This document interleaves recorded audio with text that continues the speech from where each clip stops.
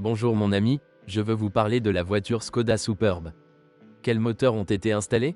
La Škoda Superb était équipée des mêmes moteurs que ceux précédemment installés sur la Volkswagen Passat B5 et l'Audi A4 B5, mais aussi, entre autres, Octavia. Les codes moteurs peuvent être différents, mais la conception est pratiquement la même. La seule différence significative entre la Passat et la Superb était le moteur 2.0 TDI installé dans la Škoda depuis 2005. Cette unité ne se trouvait que sous le capot de la Passat B6, car sa production a débuté en 2005, mettant fin à la production de son prédécesseur. Les clients disposaient d'un excellent choix d'unités, à la fois essence et diesel. Parmi les premiers, le moteur de base était un moteur atmosphérique de 2 litres avec une puissance modeste de 115 chevaux. Plus de puissance et de dynamique ont été fournis par le 1.8 turbo, générant 150 chevaux et beaucoup plus de couple à bas régime. Bien qu'il s'agisse du plus petit moteur de la gamme, il était l'un des plus dynamiques. La Superb 1.8T accélère de 0 à 100 km/h en 9,5 secondes. Le Superb V6 doté d'un moteur de 2,8 litres développant 190 chevaux a accéléré 0,3 secondes plus lentement, mais uniquement parce qu'il était associé à une transmission automatique à 5 vitesses.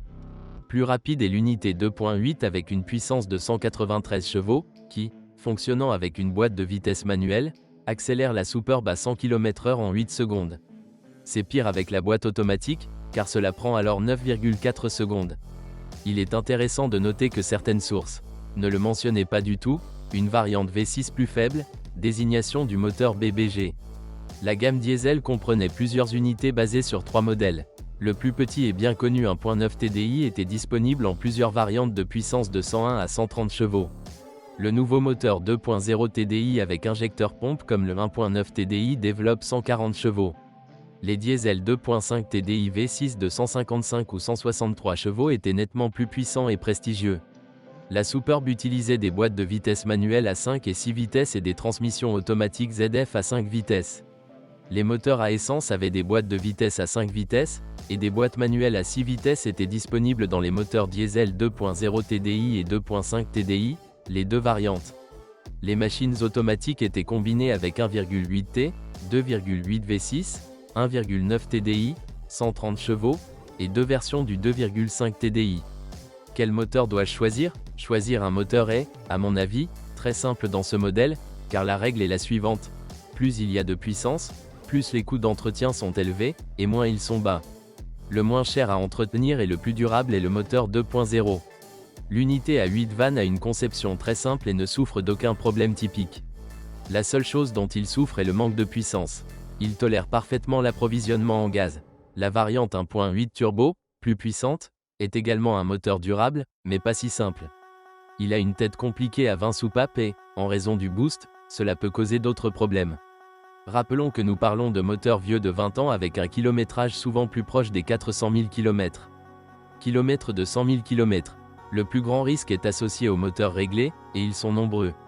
Les deux moteurs 4 cylindres consomment des quantités de carburant similaires, environ 8 à 9 litres, 100 km, mais le moteur suralimenté présente un plus grand potentiel de réduction de la consommation de carburant en cas de conduite économique appropriée. D'un autre côté, les deux peuvent être gazés et bénéficier des coûts de conduite les plus bas.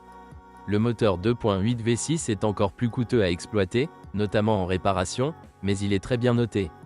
À mon avis, si vous vous souciez de la dynamique, il vaut mieux rechercher une Superb 1.8T bien entretenue avec le kilométrage le plus bas possible. Sinon, la 2.0 suffira. Le moteur 2.8 peut être équipé en toute sécurité d'un moteur à essence, et cela semble même nécessaire si nous avons l'intention de conduire une telle voiture pendant un certain temps. Avec une consommation de carburant d'environ 11 à 12 Vel, 100 km, le coût d'installation sera rapidement amorti. C'est une bonne unité pour les personnes qui aiment les gros moteurs. Quant au diesel, vous pourriez avoir des sentiments mitigés. Théoriquement, les unités 1.9 TDI diffèrent en puissance, mais les modèles les plus puissants de 130 chevaux comportent de nombreuses pièces différentes des plus faibles. On ne peut donc pas généraliser que le 1.9 TDI est toujours le même, car ce n'est pas le cas. Le réglage des puces, phénomène pas rare, d'une unité de 101 chevaux à 130 chevaux la rendra certainement plus dynamique, mais réduira également sa durabilité. D'un autre côté, après 20 ans, le type de moteur 1.9 qui se trouve sous le capot de la voiture n'a plus d'importance, pourvu qu'il soit bien entretenu. Même s'il est évident qu'avec la puissance d'usine de 130 chevaux, il sera plus agréable à conduire. Cependant, le choix de moteurs diesel plus puissants est important.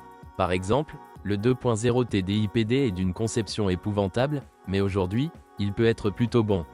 Le fait qu'il y a quelques années ce moteur ait été maudit et réparé à grande échelle ne signifie pas que ce soit le cas aujourd'hui. Si le moteur tourne encore aujourd'hui, soit il provient du lot le moins défectueux, soit il a été remplacé, soit il a été correctement réparé. Néanmoins, c'est un véhicule très risqué et il faut bien connaître son historique. Dans ce cas, un faible kilométrage ne doit pas nécessairement être un avantage. Tous les moteurs diesel à 4 cylindres sont réputés pour leur très faible consommation de carburant de 5 à 6 litres, 100 km.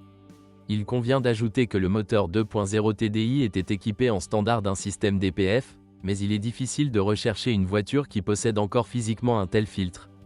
Un risque encore plus grand est l'achat d'une Superb avec un moteur 2.5 TDI, plein de défauts et doté d'un système d'injection peu résistant.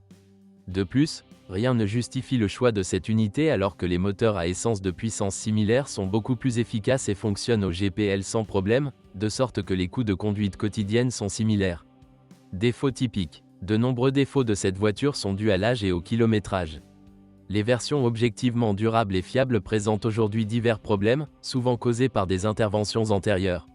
Cependant, lorsqu'il s'agit de choses typiques, elles sont peu nombreuses.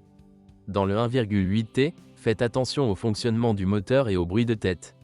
Si quelque chose comme ceci apparaît, le moteur doit être réparé. Un bruit de cognement dans le système d'entraînement peut être le résultat d'un volant bimasse usé. Le moteur 2.0 pose généralement le moins de problèmes, le seul sans volant bimasse. Les plus gros problèmes sont liés à l'achat d'un moteur diesel. Les unités 1.9 TDI ont actuellement un problème typique, l'usure due à la négligence. Une autre caractéristique de ces moteurs réside dans les nombreuses combinaisons d'utilisateurs qui les règlent même ou les remplacent par des moteurs plus puissants. Même la sélection de pièces par numéro 20 peut être un problème.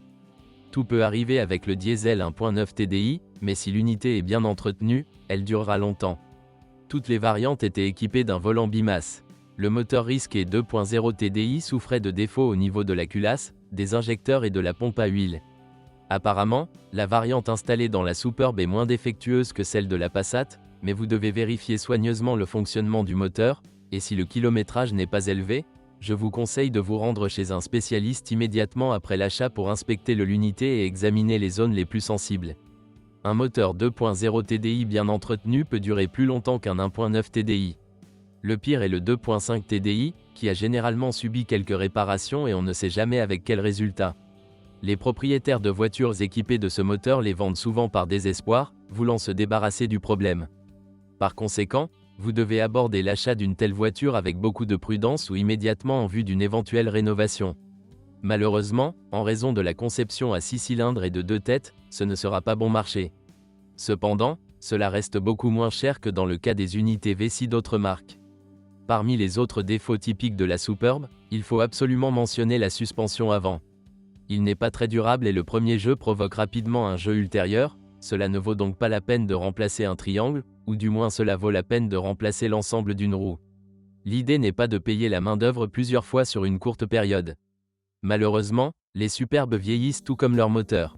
La corrosion affecte non seulement la carrosserie, mais peu à peu aussi le châssis.